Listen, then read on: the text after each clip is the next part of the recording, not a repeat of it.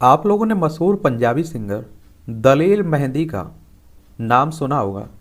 इनके गाने भी आप लोगों ने सुने होंगे और इन्हें देखा भी होगा।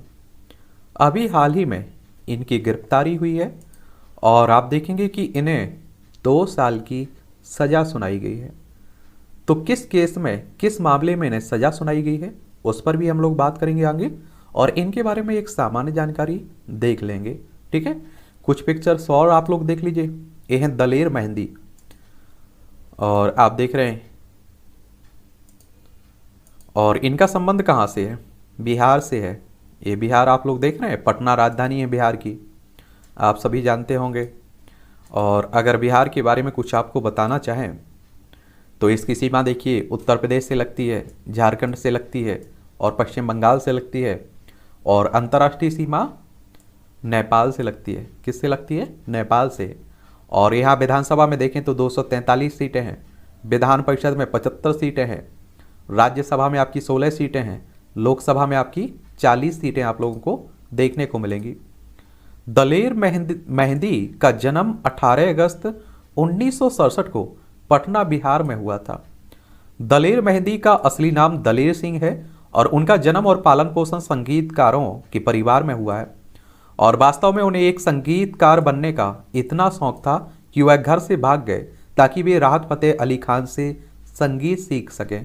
राहत फ़तेह अली खान को भी आप लोगों ने सुना होगा। और उनके पिता की बात करें तो अजमेर सिंह चंदन उनके पिता का नाम। और उनके पिता एक किसान होने के साथ साथ संगीतकार भी थे। उनकी माँ का नाम बलवीर कौर, एक राज्य स्तरीय पहलवान भी रह चुकी थी उनकी माँ।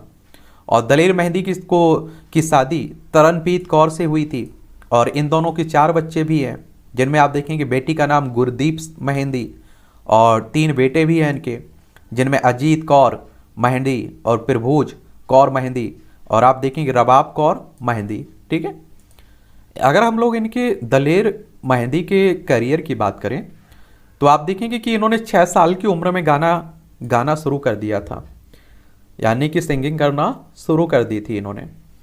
और उनके माता पिता ने उन्हें गुरु ग्रंथ साहिब से राग और शबद सिखाया था।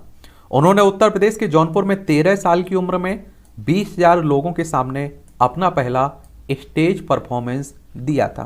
13 साल की उम्र में, आप समझ सकते हैं। और जब वे 14 साल की आयु में पहुंचे तो उन्होंने उत्तर प्रदेश के गोरखपुर के स्वर्गीय उस्ताद राहत अली खान साहब से अपनी आवाज़ सुधारने और तबला और ढोलक, हारमोनियम और तानपुरा जैसे संगीत वाद्ययंत्र सीखने के लिए 3 साल बिताए।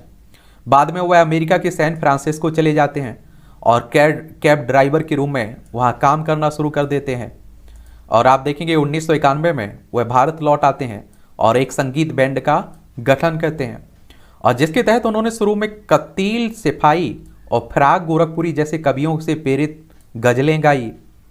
और 1995 में उन्होंने शास्त्रीय से पॉप संगीत की ओर रुख किया और उसी वर्ष उनका पहला एल्बम बोलो तारारा, जो आप देखेंगे 20 मिलियन से अधिक पितियों की बिक्री के साथ एक मेगा हिट था।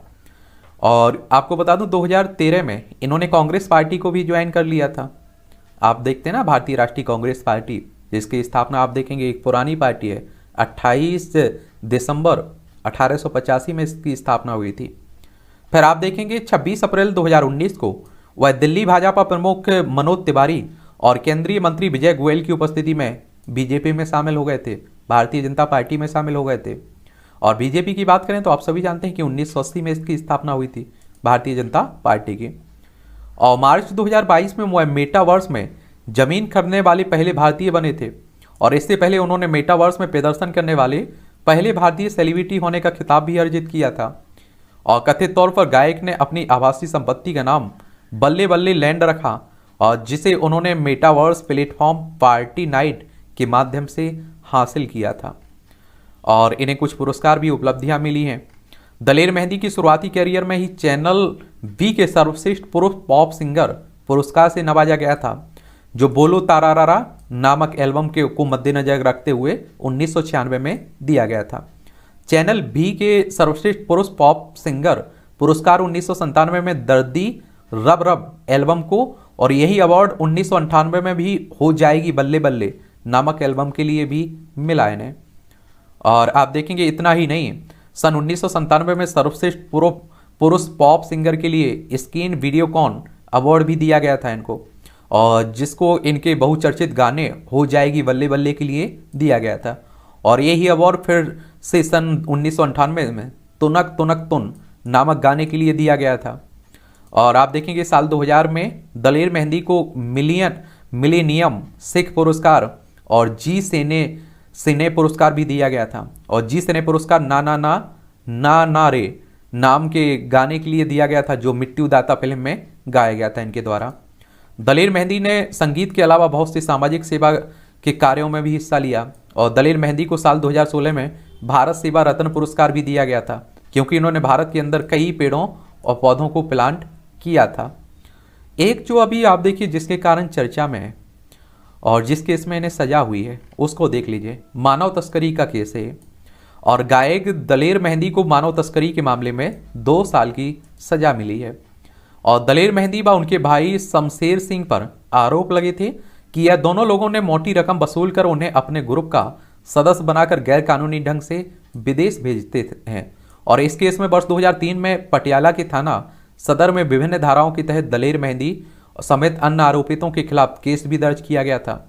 और करीब आप देखेंगे 15 वर्षों की सुनवाई के बाद आपको देखने को मिलेगा कि 16 मार्च 2018 में पटियाला की जुडिशियल मजिस्ट्रेट फर्स्ट क्लास निधि सेन की अदालत में मेहंदी को धोखाधड़ी व साजिश रचने का दोषी करार देते हुए 2 साल की सजा सुनाई गई थी। और साथ ही अदालत ने 2000 रुपये का जुर्माना भी लगाया था, जबकि इस केस के अन्य आरोपित बुलबुल मेहता को बरी कर दिया गए थे।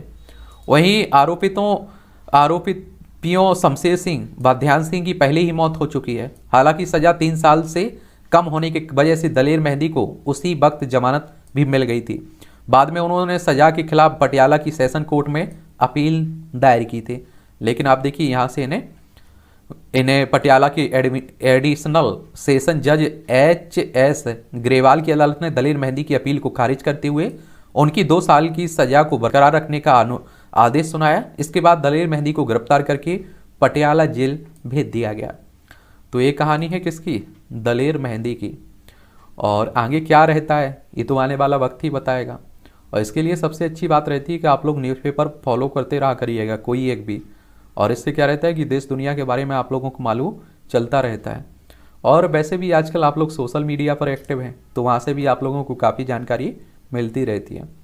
और भी किसी के बारे में बात करनी हो तो उसका नाम आप लोग नीचे लिख सकते हैं, उस पर भी हम लोग बात कर लेंगे, ठीक है।